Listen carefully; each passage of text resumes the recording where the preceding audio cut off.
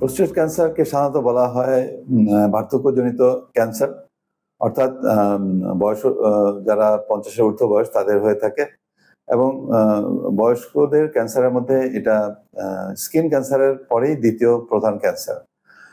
এই prostate cancer হওয়ার জন্য কিছু রিস্ক ফ্যাক্টর আছে, যেমন একটা হচ্ছে বয়স সবচেয়ে ইম্পর্টেন্ট।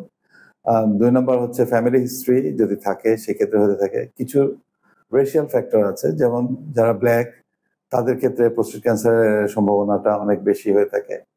এছাড়া কিছু জিন মিউটেশনের কারণে হয়ে থাকে, যেমন BRCA1, BRCA2 জিন মিউটেশন। এগুলো ক্ষেত্রেও অনেক সময় প্রোস্টেট ক্যান্সার দেখা যায়। এছাড়া আরো কিছু কারণ আছে যেগুলি সাধারণত আমরা কম রিস্ক ফ্যাক্টর বা লো রিস্ক বলে থাকি, যেমন খাদ্যাভ্যাস, যারা চর্বি জাতীয় খাবার বেশি খায় তাদের ক্ষেত্রে স্মোকিং এটা একটা কারণ হয়ে থাকে।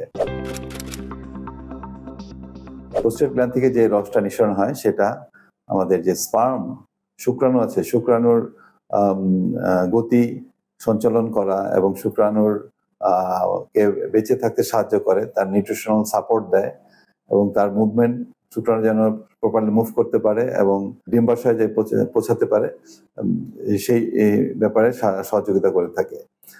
সেহেতু প্রোস্টেট গ্ল্যান্ডটি আমাদের পুরুষদের জন্য খুবই একটা গুরুত্বপূর্ণ গ্ল্যান্ড, যা বংশবৃদ্ধিতে সাহায্য করে থাকে।